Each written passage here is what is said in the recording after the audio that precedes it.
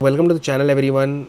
We are going to be talking about a small piece of water located in between the United Arab Emirates and Iran today, the Strait of Hormuz. And today I'll be showing you about the entire situation that is surrounding the Strait of Hormuz right now with respect to the war that's going around with Iran and Israel and America. How does it really affect the global crude oil and natural gas prices? How does it affect the Asian markets, the Asian prices in India and China? What is the supply of crude and oil going through there? What are the different refineries, the bases, and how it might play out in the future? Stay tuned for today's video. I will be discussing the impact of the closure of Strait of Hormuz on the Indian stock markets, what sectors might benefit from that, what might be the sectors that demerit from that. We will go through them as well. Welcome to today's video. I'm Mukund, and if you like the content, make sure to like, share, and subscribe. And let's begin. Okay, let's begin. As you can see in front of me, we are currently in Google Earth right now above the Middle East. Primarily, we are over the countries of the United Arab Emirates, Qatar, Bahrain, Kuwait, Saudi Arabia, and we have Iran right there. We are just above Oman. You can see Oman below here. We have Muscat, the main capital of Oman, right there. We are going to be talking today about this entire region, and as you must have known currently in the news that there is a war going around, and Iran is being fighting Qatar and Bahrain and dropping drones and missiles in this entire region. We'll be discussing about that. Today's point of the topic is we are going to be discussing this small piece of water in between these two land here in the Strait of Hormuz, and you can see that the shortest distance here between the United Arab Emirates and Iran is around 56 kilometers, which is quite short actually. This entire area that I have marked in red is called a choke point. Why is it called a choke point? It's called a choke point because of the narrow nature of this place, and due to any issue, Iran can close up this area as it sees fit because of the narrow nature of this geographical place that we are in right now. As you all know in the news, Iran has been warning ships passing through the Strait of Hormuz that if anybody passes through this tiny gap, they will be sunk, and that's what's happened as well. Recently we have seen a couple of ships being attacked in this strait. Why is this a choke point? Let me show you that as well. You can see that we have just currently mapped out the largest oil fields in Saudi Arabia. We have the Khurais oil field right here, which is approximately, I think, not that far from the coast. We have a distance of around 300 kilometers, which is quite short if you ask me. We are closer to Riyadh. The Khurais oil field is closer to Riyadh. Then we have the Ghawar oil field, which is even closer to the coast. We have the Upcake processing plant, which is close to Bahrain and the coast as well. Then we have the Safaniya offshore. Please, I apologize for butchering the name, but we have the Safaniya offshore oil reserves here as well. These are the main oil fields in Saudi Arabia. There are more deep here, but I have only covered the ones that matter. We have the Shabia oil field here as well. That's the oil. Then we have the Saudi Arabian refineries. We have the Jubail Satrop refinery, which is located right here on the coast of the Persian Gulf. Then we have the two Red Sea refineries. We have the Yanbu refinery here, which is Aramco, and we have the Rabaig refinery, which is near King Abdullah economic city on the Red Sea. These have not yet been affected that much. That's what I have heard till the video has come out. It might change very fast. But these are the main oil refineries. As you all know, Saudi Arabia is a large giant when it comes to oil producing and manufacturing and processing. Any one of these refineries or gas fields getting hit will really affect Saudi Arabia's oil production capabilities. Where Saudi Arabia is primarily an oil producer, we have Qatar right here, which is, if not the world's largest gas producer, and we have the Ras Laffan LNG hub here, which is used to process and transport natural gas across the world. Why does LNG matter?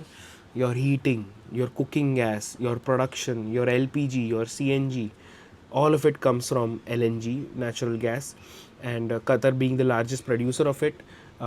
If any one of these processing or producing hubs get affected, there is going to be a domino effect throughout the world's economy. Qatar basically operates the north field. You can see here's a large gas field which is shared with Iran. Iran roughly around here is the Iranian part of that gas field, and roughly around this area is the Qatari side of that gas field.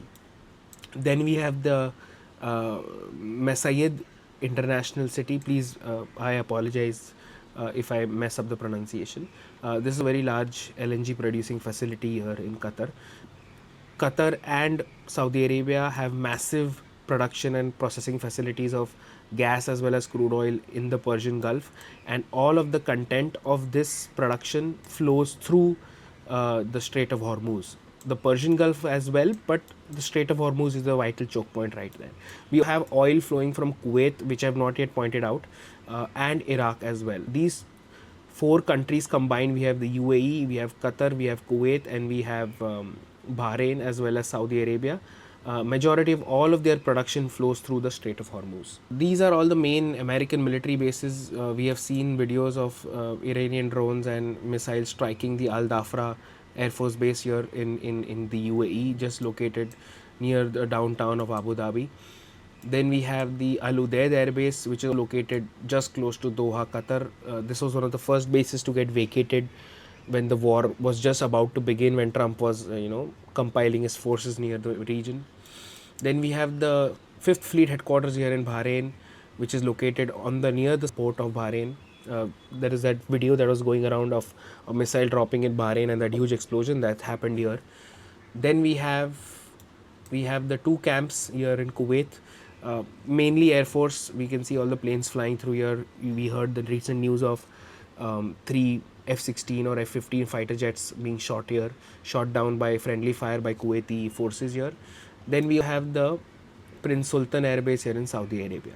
No reports yet of this being attacked, but I might be wrong. These are all the American bases located in this area.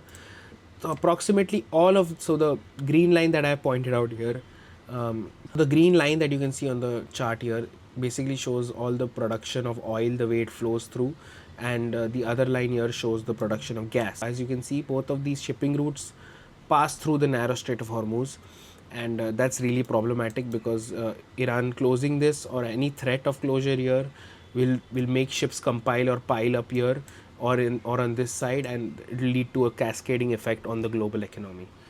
All right, let us look at infographics right now. We can see here we have a very large geographical concentration of oil and gas production in this area that I just explained. You can see we have oil, gas as well as gas fields here in this area. Saudi Arabia, centrally near the Red Sea, does not really have that many gas fields or oil fields. These are the bases. You can pause and have a look at all of the names of them. The main ones I have covered. We have Camp Justice in Oman as well. We have the Prince Sultan Air Base. We have Camp Arifjan and Camp Patriot. We have the Erbil base. These are Iraqi base. And then we have the 5th Fleet headquarters of the United States in Bahrain. How does it affect India? Mainly, majority of the oil and gas coming out of here goes to Europe via the Suez Canal. As you all know, Maersk has stopped the transport of its ships through the Suez Canal as well, as long as the war stops. Then we have it going towards Asia as well. We have around 290 million cubic meters of LNG and 20.3 million barrels of oil passing through here. It's nearly 30% of all the oil trade and 20% of all the gas trade that happens here through the Strait of Hormuz. India is a very large importer of oil. Russia used to be our biggest supplier, but now, as you know, due to Trump, that has reduced. This was the route that I just showed you. Majority of it passes through here, goes to India as well as China. We have the geopolitical map. You can pause and have a look. I showed it to you on the map already. What will happen, right? This has a cascading effect. First, we have the risk of Hormuz closing down. We have the rise in LNG and oil prices. The overall import bill of India rises. I guess there is a small mathematical formula that the RBI uses to say that a dollar increase in the price of oil, how does it increase the inflation in India? I will post it up here. Inflation pressure increases, RBI policy tightens, and the stock market goes down, obviously, because there is a sentiment of risk, and due to that, equities usually sell off. What are the companies that might benefit from this entire situation? You have the upstream oil and gas companies like ONGC, you have Bharat Petroleum, Hindustan Petroleum, You have any company involved in the production and supply of oil. Because of the high oil prices, they will make a nice profit.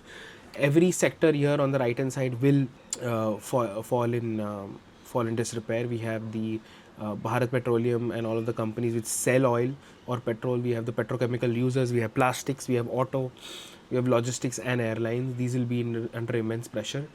What are the risk scenarios right now? I feel there are only three scenarios that we can look out happening from here. We have the first one, which is de-escalation, where oil will stabilize and there will be a relief rally in the market.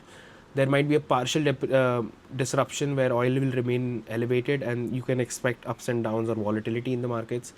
If there is a cascading effects and it becomes a sustained closure, then oil will spike and we'll have a complete meltdown of the financial markets in India as well as abroad. That's it for the video, everyone. I am Mukund and I hope you enjoyed today's content. I will try to put a video every alternate day as per the news that I receive. If you like the video, make sure to like, share and subscribe. I am Mukund and I will see you in the next one.